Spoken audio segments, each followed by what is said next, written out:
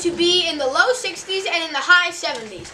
This weekend it's also going to be in the low 60s and the high 70s. And it's going to rain this weekend. Thank you, and I'll see you guys next week. Perfect! Today, I'm going to read Queen of the Falls. Can anyone guess what this story is about? A queen, Dolly.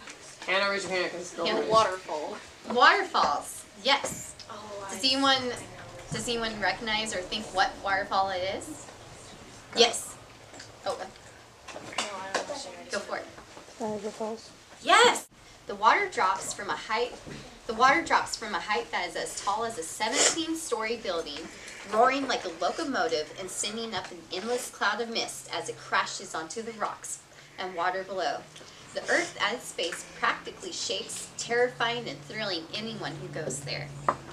A visitor to Niagara back in the year 1901 would have found towns built on both sides of the falls, with many hotels that held the trainloads of people that arrived each day.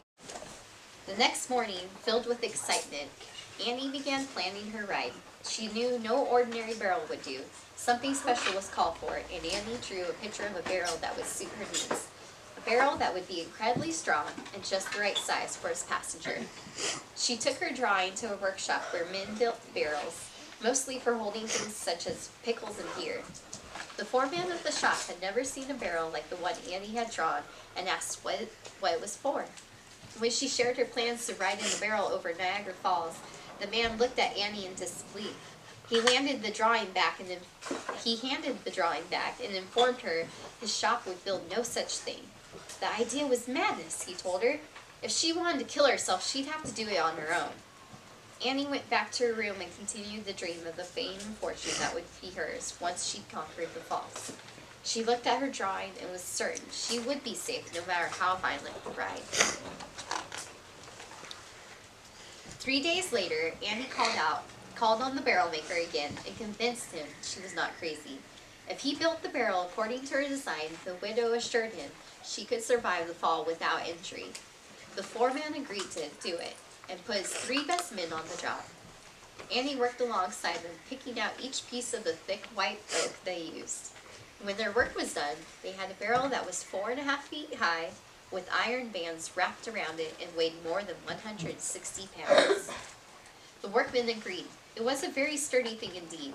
It might even go through the falls in one piece, which was exactly what happened next.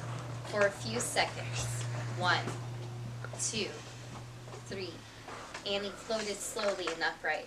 She could hear the falls roaring, even through her thick oak barrel. "Oh Lord," she whispered, and then she was gone. And that's it.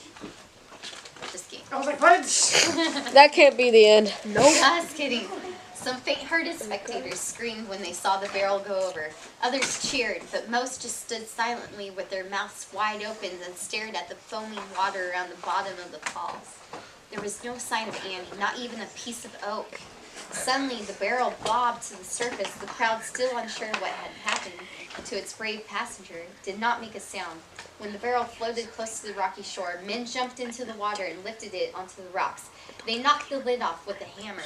Wait, there's rocks at the bottom of this waterfall? Yeah. And water. Oh my God, Water. seriously? There's everything. One of the rescuers knelt down and stuck his head into the dark barrel. "Mrs. Taylor?" he asked. He was deadly silent. "Mrs. Taylor?" Then a weak voice spoke. "Where am I?" She and Frank Russell rode the train from one town to another, visiting lecture halls and theaters. The reaction to Annie was always the same. Excited crowds quickly lost interest when they discovered the fearless queen of the falls was a little old lady. There was more and more empty seats in the theaters they visited. When it became clear to Frank Russell that he would not be getting rich with Annie, he ran off. And because he knew he could sell it, took her famous barrel with him. Fortunately, Annie was able to get the barrel back and to find herself a new manager named Billy Banks. Really? It's kind of messed up. Yeah. Close it while she's reading. And guess what? Close it while she's reading. Billy Banks did the same thing. They couldn't get large crowds, and he sold it again too.